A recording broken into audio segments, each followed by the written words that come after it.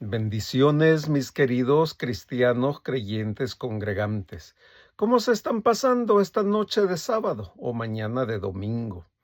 Espero que todo esté de maravilla, en salud, en paz, en tranquilidad. Como siempre, motivándolos a hacer sus devocionales.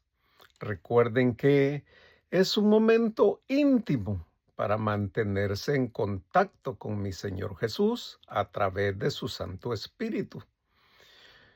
Todos aquellos que salen por las mañanas a caminar a los parques, los que hacen sus devocionales en sus cuartos de guerra, los que se mantienen en sus camitas, sentados, leyendo, orando, donde quiera que hagas tu devocional, no dejes de hacerlo porque es una manera de mantenerte en contacto con mi Señor Jesús a través de su Santo Espíritu. En esta semana estuvimos hablando de dos enseñanzas. Los esclavos de la lengua, el día viernes, y viviendo por fe, el día martes. En ambas enseñanzas se les dio bastante información, bastante respaldo bíblico, por lo que le agregaré nada más a la enseñanza de viviendo por fe. Lo que dije en la enseñanza, vivir por fe tiene que ver con el principio básico, y el principio básico es entender qué es fe. Llama poderosamente mi atención que cuando hacía mis estudios, normalmente leo 3, 4 diferentes versiones bíblicas, leo algunos temas al respecto y si encuentro algún sermón que se alinee con lo que yo creo, tomo ideas, tomo notas y al final hago mis propias notas y cuando estoy grabando, estoy todavía improvisando. O sea, no estoy leyendo literal lo que escribí. Y eso llama poderosamente mi atención porque a la mayoría de cristianos creyentes y congregantes se les habla de fe. Se les dice que crean, se les dice que tengan fe, pero muy pocas veces se les ha explicado qué es fe. Y normalmente solo se les recita el versículo que ya todo el mundo debe tener de memoria. Fe, la certeza de lo que se espera, la convicción de lo que no se ve. Recuerden, en la Biblia, que es la palabra de Dios, y al ser la palabra de Dios, es un lenguaje espiritual. Quiero que pongan atención a este punto. El lenguaje espiritual, para traducirlo simple, es como cualquier idioma. La única diferencia es que es espiritual. Solo lo entiendes espiritualmente. Entonces, uno de los puntos claves que tendrías que tener presente, y alguien te debió haber predicado o enseñado, es que cuando se escribió la Biblia, cuando el Espíritu Santo inspiró a los escritores de la Biblia, el lenguaje que se usó fue tratar de traducirlo lo mejor posible para que los humanos, o sea, nosotros, pudiésemos entenderlo. Por eso es que normalmente yo les digo, no escuchen lo que dice, escuchen lo que quiere decir. no utilicen los ejemplos como si fueran literales, porque para darles un ejemplo es como que yo explicara a alguien qué es el dolor. Y para decir qué es el dolor, yo utilizo algo que lastima, algo así como un golpe de martillo. Y entonces, un escriba lo apunta y se dice que el dolor es un golpe de martillo. Y los que lo leen literal dicen que el dolor es un golpe de martillo. Pero no es así. La mayoría, el 90% de la escritura bíblica trata de traer un lenguaje que se entienda, a pesar de que ya lo dije en su origen básico, griego, hebreo y arameo, aún con esos idiomas conocidos humanamente, son traducciones de un lenguaje espiritual que no se puede entender de esa manera. Otro ejemplo que podría darte es el árbol del bien y el mal, el fruto que se ha llegado a decir que era una manzana. Realmente dice que era un fruto agradable a la vista y bueno para comer, pero no dice exactamente qué fruto es. Entonces, para poderlo explicar, podrías decir que es una manzana, podrías decir que es un kiwi, podrías decir que es una naranja, el fruto que a ti te apetezca, pero no especifica. Entonces, al no especificarlo, ha llevado a confusión. Y si le agregamos las artimañas, las maquinaciones, los lobos rapaces, los demonios infiltrados, todos aquellos que tergiversan la palabra para sus propios beneficios, y no siempre son económicos, aunque sí la mayoría. Muchos lo hacen simplemente para tener o sentirse importantes o que tienen poder o autoridad sobre otras personas. Y ellos, utilizando la exégesis, como ya lo he dicho antes, hacen sus sermones llevando a sus congregantes hacia donde ellos quieren llevarlos. Eso ha traído un enorme, pero enorme abismo entre la verdad de la palabra, lo que algunos predican y lo que comúnmente se sabe y se conoce, el nacimiento de tantas y tantas y tantas diferentes congregaciones, hasta el punto que últimamente, para ya no entrar en ese juego entre comillas, ahora se llaman no denominacionales. O sea, como lo interpretó alguien.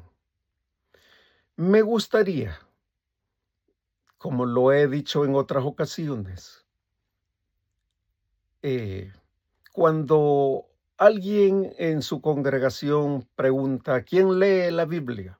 ¿O quién estudia la Biblia?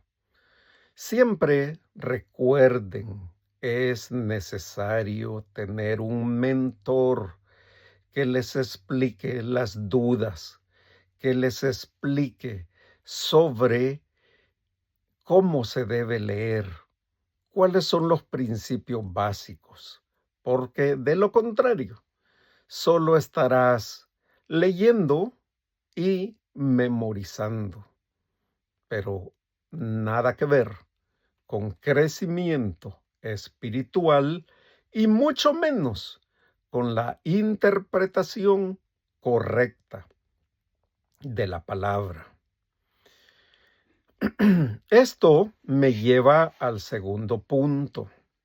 En alguna ocasión les dije, las iglesias, o sea, los edificios donde los cristianos, los creyentes y los congregantes, con redundancia, se congregan, de alguna manera deberían de ser como escuelas. Algunos dicen que son como hospitales de enfermos,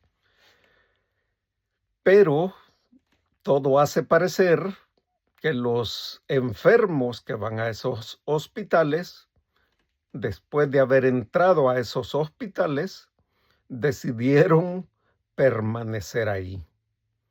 El ejemplo tiene un poquito de sentido, pero nadie en sus 5 sentidos que va a un hospital después de ser curado decide quedarse en el hospital como enfermo. Deberías de reflexionar. Regresando al punto de que debería de ser como escuela, el apóstol Pablo habla al respecto. Más adelante te daré la lectura y si me acompañas podríamos leerla juntos. Él está hablando del crecimiento y la manera paralela o metafórica que yo encuentro es literal, como una escuela. Supongo que el 100% de los que me están escuchando han cursado algún nivel de escuela. Y recuerden que todo empieza en un primer grado, saltándonos el kindergarten, después segundo grado, hasta terminar primaria, después secundaria y después, en algunos países, bachillerato, en otros high school. Después sigue la universidad, que es igual en otros, el college. Pero en ningún lugar, en ninguna escuela, vas a ver a un estudiante que se quedó en primer grado por 6 años o por 10 años. Y si no te gusta primer grado, le puedes poner sexto grado, pero llevas 15 años en sexto grado. Entonces, ¿cuál es mi mensaje? Toda iglesia que no te permite crecer no está enseñando el evangelio de mi Señor Jesús. Enseñarán otras cosas, no hablo de bueno y malo, pero no es el evangelio, porque el evangelio de mi Señor Jesús te lleva a ir creciendo, te lleva a ir aumentando tu conocimiento, si no día a día, por lo menos año con año. Y no es posible que te quedes ahí. No te dejes influenciar o engañar. Algunos utilizan frases como quédate donde Dios te plantó. Si Dios te plantó, definitivamente quédate. Pero si Dios te plantó, entonces tendrás el Espíritu Santo contigo, quien no solo te revelará la palabra, te guiará y a más tardar 1, 2 a 3 años máximo tendrás que estar dando uno de sus frutos, de sus 9.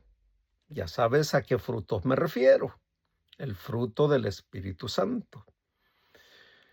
La Biblia lo dice claramente, por su fruto lo conocerás. Entonces, si eres un cristiano que no da fruto, entonces ¿Qué te puedo decir? Estás simplemente oyendo. Eres un oidor o eres un congregante, pero estás un poquito lejecitos de la verdad. En algunas ocasiones he dicho que es responsabilidad del pastor y lo sostengo, pero también hay una responsabilidad en ti. Confróntate contigo mismo. Revisa honestamente cuánto tiempo tienes de estar en el mismo nivel o en el mismo grado. ¿Cuántos de tu generación ahora están en un nivel más avanzado? Pero tú te quedaste ahí. Tú has seguido permitiéndote cosas que la Biblia dice que es otra señal. Si no naces de nuevo, o sea, no dejas tu viejo hombre, te quedarás en el mismo lugar, en el mismo nivel. Y aunque puedas traer a tu mente la cantidad de versículos que quieras, inclusive me puedes decir que las cosas viejas pasaron y he aquí todas son hechas nuevas, que eres salvo, etcétera, etcétera, etcétera. Recuerda, la palabra revelada no es debatible. La palabra es verdad y por lo tanto no puedes debatir contra la verdad, porque si debates, lo que estás haciendo es queriendo justificar tu punto de vista. Entonces, te invito a que vayas conmigo a la Biblia y busques el libro de Hebreos. Busca el capítulo 5 y acompáñame a leer desde el 12 hasta el 14. Ahí dice: porque debiendo ser ya maestros después de tanto tiempo, tenéis necesidad de que se os vuelva a enseñar cuáles son los primeros rudimentos de las palabras de Dios. Y habéis llegado a ser tales que tenéis necesidad de leche y no de alimento sólido. Y todo aquel que participa de la leche es inexperto en la palabra de justicia porque es un niño. Pero el alimento sólido es para los que han alcanzado madurez, para los que por el uso tienen los sentidos ejercitados en el discernimiento del bien y del mal. Hay bastantes palabras claves. Espero que las localices. También espero que te confrontes contigo mismo. Recuerda, es un devocional. Es un tiempo para ponerte a cuentas con Dios, para mantenerte de la mano, pero sobre todo para crecer y para no creer que tienes una relación con mi Señor Jesús, pero desde tu punto de vista. Sería interesante preguntarle a mi Señor Jesús si Él tiene una relación contigo. Que tengas un bendecido domingo y recuerda, todo lo que hagas, glorifique a Dios Padre en Cristo Jesús. Y si no te has suscrito a nuestro canal de YouTube, El Liberador de los Últimos Tiempos, este es el momento preciso. Solo oprime el botoncito de suscribirte. Y si nos estás escuchando a través de Facebook, comparte y da un like. Así nos bendices grandemente. Bendiciones.